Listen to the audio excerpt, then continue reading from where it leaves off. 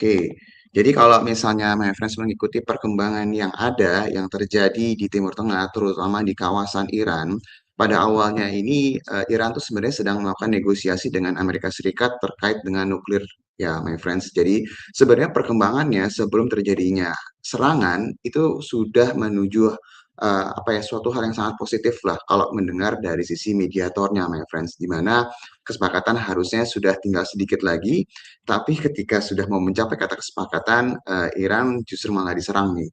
Jadi ketika Iran diserang, disinilah akhirnya ceritanya jadi berubah secara drastis. Nah, kita mau coba runut dulu apa yang terjadi dan imbas dari apa yang terjadi di hari Sabtu Minggu. Jadi kalau misalnya my friends lihat serangannya itu bertubi-tubi ya my friends ya. Dan kalau misalnya my friends mengikuti beritanya, Iran itu tidak diam tapi juga balas menyerang. Dan seperti yang sudah diberitakan sebelumnya, Supreme Leader dari Iran ya ini Ayatollah Ali Khamenei ini akhirnya meninggal pada beberapa waktu lalu dan ini akhirnya memicu serangan balik juga nih dari Iran. Dan kalau misalnya kalian perhatikan keadaan yang terjadi di Iran saat ini berbeda sekali dengan keadaan waktu Amerika Serikat itu menyerang Venezuela ya my friends, di mana tidak ada berita, tidak ada suatu hal yang sifatnya gembar-gembor, tiba-tiba langsung diculik Presiden Maduro dan selesai. Ini enggak. Jadi ketika serangan terjadi sampai Supreme Leadernya akhirnya sampai meninggal, ini yang akhirnya membuat Iran justru serangannya lebih besar lagi. Dan kalau misalnya kalian mengikuti berita sampai dengan pagi hari ini, serangan balik ini masih terus berlangsung ya. Jadi serangan dari Iran ini menyerang military base-nya Amerika Serikat di negara-negara kawasan Timur Tengah yang memang menurut mereka, mereka tidak ada masalah dengan negara-negara tersebut, tapi karena ada military base-nya Amerika Serikat di situ dan Amerika Serikat dan Israel menyerang Iran, mereka berhak untuk menyerang balik di military base-nya tersebut. Dan beberapa waktu yang lalu, kalau misalnya my friends juga mengikuti beritanya, gak hanya pangkalan militer, tapi juga bandara-bandara yang my friends ya, salah satunya di Dubai kalau misalnya my friends ikutin perkembangan dari si beritanya. Dan kalau dilihat dari keadaan saat ini, tensinya belum mengalami penurunan ya. Dan kalau melihat keadaan saat ini, sebenarnya agak susah kalau kita bilang bahwa oh ini akan selesai dalam waktu beberapa hari ke depan, atau seminggu atau 2 minggu atau mungkin sebulan. Kita tidak bisa kasih tahu kira-kira time frame-nya kira-kira akan seperti apa, karena jujur aja bukan ekspertis kita untuk melakukan analisa mendalam terhadap kekuatan militer atau geopolitik yang ada saat ini. Kita hanya bisa melihat apa yang kira-kira mungkin terjadi dari sisi pasar dan kira-kira sektor apa aja yang akan terimbas dari keadaan saat ini.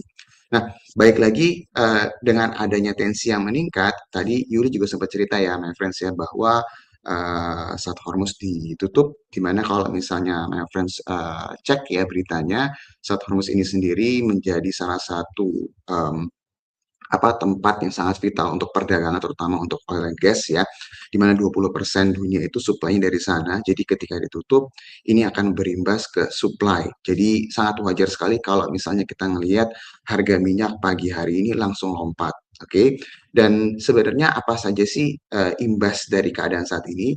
Jadi kalau misalnya kalian perhatikan banyak perusahaan-perusahaan perkapalan yang akhirnya menunda menahan kapalnya untuk berlayar di kisaran nggak hanya di Selat Hormuz aja tapi di kawasan Timur Tengah nih my friends. Jadi ini mengakibatkan banyak perusahaan-perusahaan asuransi yang menaikkan premi asuransinya atau bahkan menolak ya. Jadi ini akan sangat berpengaruh besar sekali terhadap supply baik kapal tanker dan juga kapal logistik. Ini yang my friends harus tahu.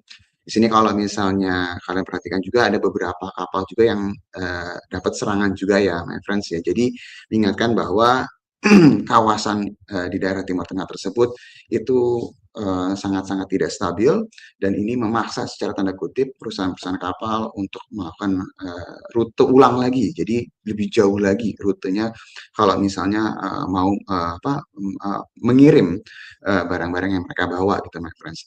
Dan kalau misalnya my friends cek ya di sini memang keadaannya kira-kira ini kalau niat seperti ini apakah akan bertambah buruk atau tidak? Baik lagi tadi seperti yang saya bilang, kalau seandainya tidak ada deeskalasi, ini berpotensi perpanjang ya, makin panjang, dan ini juga pasti akan mengakibatkan berpengaruh besar terhadap pergerakan harga komoditas dan juga pelayaran seperti oil and gas ya, my friends, terutama kapal tanker ya.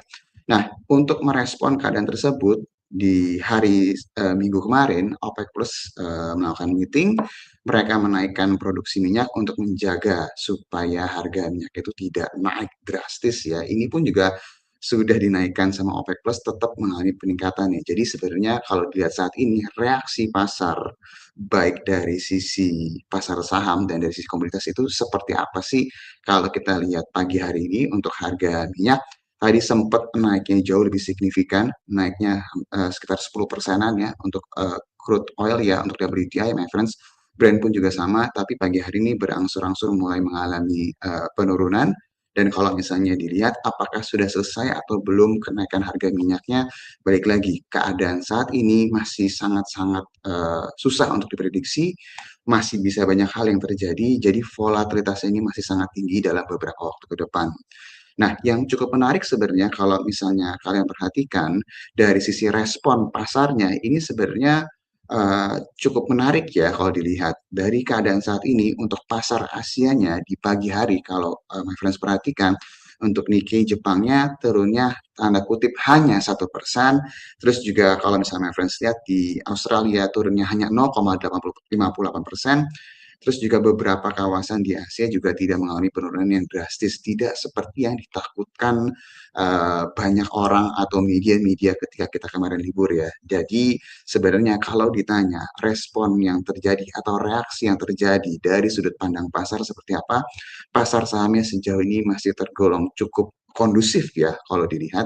Dan kalau misalnya kita lihat juga futuresnya juga ini my friend bisa lihat di sebelah kanan di sini Dow Jones Futures-nya itu juga mengalami penurunan, tapi penurunan hanya sekitar 0,67-0,68%. Jadi tidak seperti yang ditakutkan banyak orang ketika terjadi serangan-serangan di hari Sabtu dan Minggu. Jadi ini bisa dikatakan bahwa saat ini pasar itu fasenya masih sangat bullish sekali. Terlepas ada berita seperti ini, penurunannya itu nggak terlalu besar, my friends. Kalau lihat dari sisi komoditasnya seperti apa? Komoditasnya masih terjadi volatilitas yang masih sangat tinggi sekali, terutama di pergerakan harga minyak ya, my friends ya. Karena kalau misalnya keadaan di Timur Tengah, terutama di Iran ini masih berlanjut dan eskalasi terus mengalami peningkatan, apalagi lebih drastis saat ini, misalnya terjadi penyerangan-penyerangan di aset-aset negara-negara Timur Tengah lainnya oleh Iran, ini pasti akan mengangkat harga minyak lebih tinggi lagi. Jadi meskipun kalau misalnya my friends lihat terjadi koreksi pagi hari ini, bukan koreksi maksudnya dari tertinggi terjadi koreksi sementara, meskipun naiknya masih cukup besar, volatilitasnya masih sangat tinggi sekali. Nah, melihat dari keadaan ini, kira-kira sektor apa yang akan mendapat dampaknya ya, terutama yang lebih ke arah positif dari keadaan saat ini. Jadi kalau yang pertama,